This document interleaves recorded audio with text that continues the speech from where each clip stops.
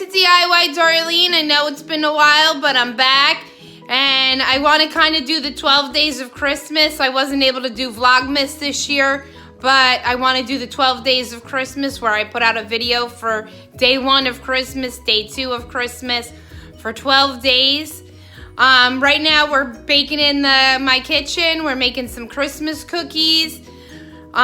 Pretty simple ones, peanut butter cookies with Hershey Kisses on top. I'm making chocolate chip, and I'm making a powdered little ball cookie and a Nanozette cookie. That recipe I can't share because that's a family secret and it's been passed on through generation. But the other ones I will link down below. If you like my video, please give it a thumbs up. Please subscribe. It really helps out my channel. Thanks, and we're gonna get started with the baking. Okay, so right here in my mixer, yes, I have the KitchenAid mixer. This is like the best thing at the holidays for baking, for anything. So what I'm doing is I'm just gonna cream the Crisco, the eggs, and the 1 cup of sugar. So this is my secret family recipe for Anisettes. So you just gotta cream it. And then we're gonna mix in the other ingredients. So it does call for Crisco, eggs, and sugar.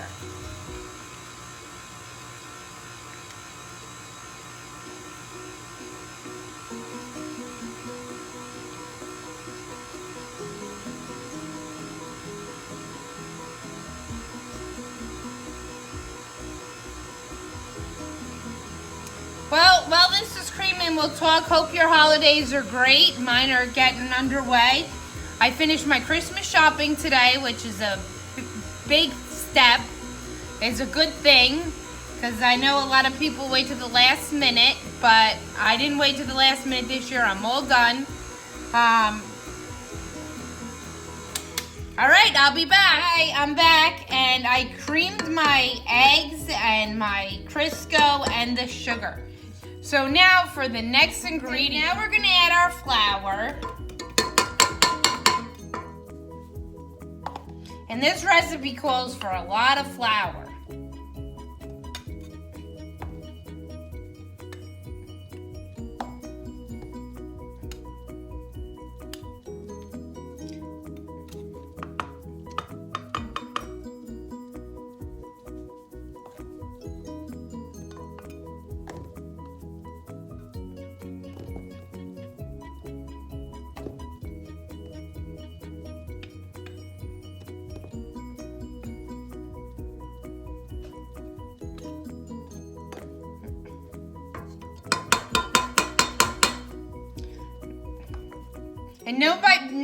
And by no means am I an excellent baker. I just enjoy baking at the holidays for my friends and family. They all say my baking is good, so I'm not a expert baker. It's just what I've learned throughout the years. So we just added our flour. Okay, so now we gotta mix it up again. And I would do it on low because you don't want the flour going everywhere. Do it nice and low until the wet ingredients get mixed in with that flour, because you're going to be adding some other stuff too. You just want to make sure that this is really combined. You're making like a dough consistency. And you need it dry enough that wet enough and dry enough that you can put this in make balls out of it, because that's how you're making the Anisette cookies. You're making them into little balls, and they're going to cook in the oven like little meatballs. That's how this is. We still have to add a few more things into here. So I'll be back. We're adding our baking powder.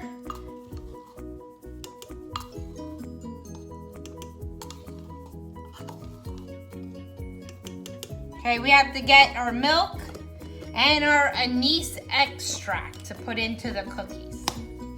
I'll be back. Okay, we're now adding our milk. And then I use anise extract, so you therefore need 1 teaspoon. Okay, have to open it up because it is brand new.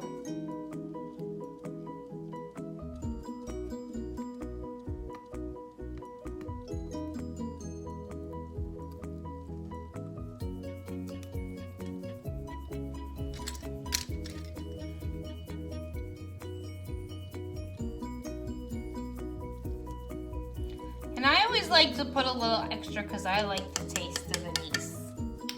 Okay, so the next thing we have to do is just mix, mix, mix until it's combined.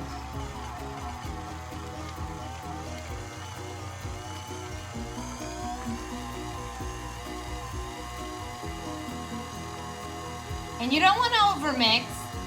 And I see that the dough is going to be very sticky. So what we're going to do is, I'm not going to be able to hold it in the palm of my hand without it being super sticky. So I'm probably going to add some more flour into it to make it more of a dough consistency. As you can see, it's very, very sticky. Very, very sticky. So you don't want that. You need it to be where you can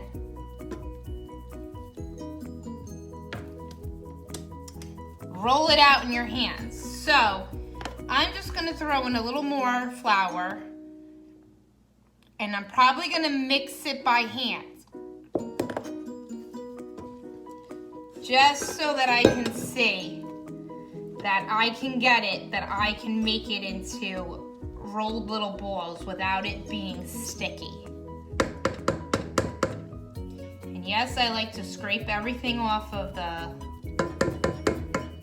scraper. Okay, I'll be back once I'll show you what the rolled balls look like on your cookie sheet. Be back in a minute. I forgot to tell you, don't forget to preheat your oven. You always want that or the cookies are not gonna come out right, and you're only supposed to cook them for 12 minutes, but you gotta check and see if they're golden brown. Alright, as you can see, I have the cookies in the oven. I'm gonna turn you around so that you can see. They're in there cooking. You have to cook them for 15 minutes, and like I said, they're made into little balls, like meatballs.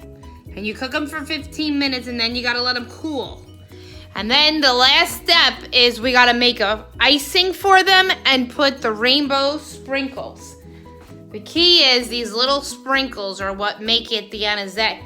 And the extract, the anise extract, is what really makes the anisette cookies for anybody who's Italian out there. All right, we'll be back with the finished product, and I'll show you how to make that icing. So these are what the cookies look like when they come out of the oven. You have to put them on a cooling rack. This is what the cookies look like when they're done. They're cooling on the cooling rack, and then you get to make the icing. Don't mind all the stuff in the background. Kind of messy here around the holidays. But those are the anisette cookies, all cooked. Now they just need to be frosted and with sprinkles. We'll show you that in a few minutes. Be right back. All right, so we've now mixed the icing for the anisette cookies. It's confectionery sugar and a little anise extract. And to get that consistency, I add real little water, like no more than a teaspoon. And just keep mixing it until you get that consistency. They drip, so that's the final look. And once they dry, when the icing is all dry, some of it's still wet, you wanna wait till it dries, then you can pack them away in your cookie containers. Thanks so much for watching my video.